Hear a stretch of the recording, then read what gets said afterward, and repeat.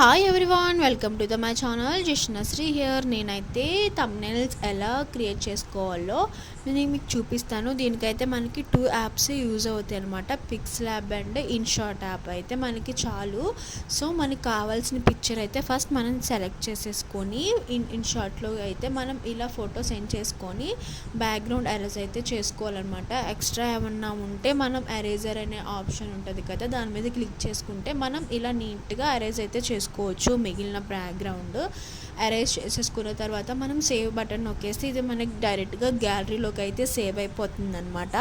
మనకి ఎన్ని పిక్స్ కావాలో అన్ని పిక్స్ ముందే మనం థంబ్నెయిల్కి ఫోటో దిగేసి అవైతే మనం అలా అరేంజ్ చేసుకోవాలి బ్యాక్గ్రౌండ్స్. సో నేను ఇంకో ఫోటో అయితే కూడా సెలెక్ట్ చేసుకుంటున్నాను. నాకైతే 2 ఫొటోస్ ఆర్ 3 ఫొటోస్ అయితే ఆల్టర్నేట్గా పెట్టుకున్నాను అనమాట. ఆ టైంకి ఏదైతే బాగుంటుంది అనిపిస్తుందో నేనైతే అదైతే సెలెక్ట్ చేసుకుంటానమాట.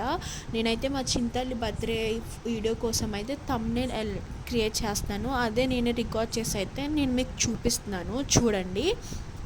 ఇంకో పిక్ ఏదైనా సింగిల్గా ఉందైతే సెలెక్ట్ చేసుకుందామని అయితే అనుకున్నాను అనమాట. సో పింక్ కలర్ ఫ్రాక్ది ఒక డ్రెస్ ఉండాలి ఆ రోజు ఫోటో, దానికైతే సెర్చ్ చేస్తాము, దొరికేసాయి. ఇదైతే సెలెక్ట్ చేసేసుకొని ఇన్షాట్లోకి వెళ్ళి బ్యాక్గ్రౌండ్ ఎరేజర్ ఆప్షన్కి వెళ్ళాను. చూడండి, మనకి ఎక్స్ట్రాస్ కనిపిస్తున్నాయి కదా, దాన్ని అయితే మనం అరేంజ్ చేసుకోవాలి. ఎరేజర్తో చాలా క్లీన్గా నీట్గా అరేంజ్ చేసుకోవాలి. సో ఈ సేవ్ అయితే చేస్తున్నాను అనమాట. సో ఇప్పుడు మనం పిక్సార్ట్ అనే యాప్లోకి అయితే వెళ్ళాలి. చూడండి, నేను ఏం చేస్తాను, వెళ్ళాను కదా, అక్కడ 3 డాట్స్ కనిపిస్తున్నాయి కదా మనకి పక్కన. అక్కడికి వెళ్ళిన తర్వాత అయితే మనం యూట్యూబ్ థంబ్నెయిల్ కస్టమైజేషన్ అయితే పెట్టేసుకోవాలి. మనకి కింద ఇక్కడ వచ్చేసి థీమ్స్ అయితే కనిపిస్తాయి. మనకి ఇష్టమైన థీమ్ సెలెక్ట్ చేసేసుకొని అక్కడ కస్టమైజ్డ్ రేషియో అయితే మనం పెట్టుకోవాలన్నమాట. పక్కన అక్కడ ప్రెస్ మార్క్ నొక్కితే మనకి ఇక్కడ టెక్స్ట్ అయితే పడుతుంది. సో మీరు ఏమైతే చేయాలనుకున్నారో ఆ టెక్స్ట్ అయితే మీరు ఒక డిజైన్ అయితే అనుకుంటారు కదా మైండ్లో, ఆ డిజైన్కి తగ్గట్టు మీరైతే టెక్స్ట్ చేసుకోండి. ఇప్పుడు నేను కట్ చేసుకున్న పిక్చర్స్ అయితే నేను ఇక్కడ సెలెక్ట్ చేసుకుంటున్నాను అనమాట. ఏవి బాగుంటాయో అని చూసుకుంటున్నాను. సో నాకు ఈ ఫ్యామిలీ ఫోటో ఓవర్గా అనిపించింది, అక్కడ పట్టట్లేదని అనిపించింది. సో ఈ 2 ఫొటోస్ చాలు అని అయితే అనుకుంటున్నాను. మీరు ఇలా పెట్టిన తర్వాత అక్కడ మనకి కనిపిస్తుంది కదా బుక్ లాగా, అక్కడ మీరు ప్రెస్ చేస్తే అక్కడ లాక్ అయితే సింబల్ ఉంది కదా, అలా లాక్ చేయండి. అప్పుడు మీకు ఇమేజ్ అనేది మూవ్ అవ్వదు.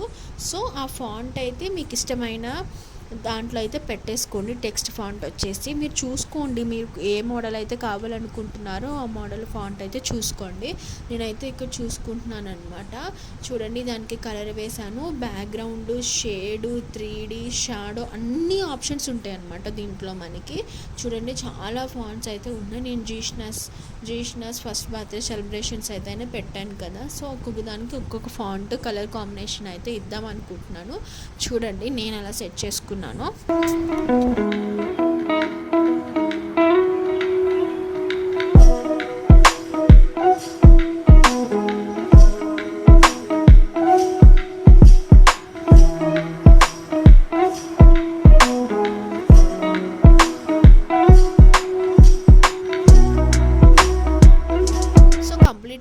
అయిపోయిందనమాట. ఇప్పుడు నేను సేవ్ అయితే చేసుకున్నాను. సేవ్ యాజ్ ఏ గ్యాలరీ అంటే మనకి గ్యాలరీలో సేవ్ అయిపోద్ది అనమాట. ఇప్పుడు ఈ సేవ్ అయిన దాన్ని నేను ఇన్షాట్లోకి తీసుకువెళ్ళి ఫ్లవర్ అనే ఆప్షన్స్ అయితే ఇచ్చాను. చూడండి, మనకి చాలా ఫ్లవర్స్ వస్తాయి. ఇలా ఉంటే ఏదో డల్గా ఉన్నట్టుందని చెప్పేసి నేనైతే కొంచెం హైలైట్ చేస్తున్నాను అనమాట.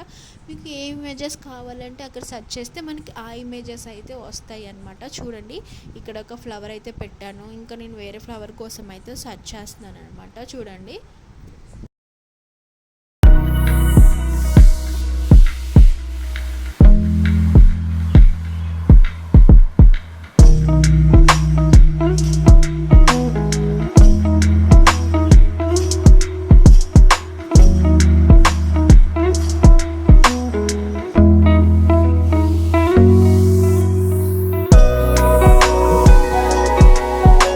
ఇలా మనకు కావాల్సిన ఆప్షన్స్ అన్నీ ఇచ్చుకుంటూ మనకి ఇష్టమైన డిజైన్లో అయితే మనం కస్టమైజ్ చేసుకోవచ్చు.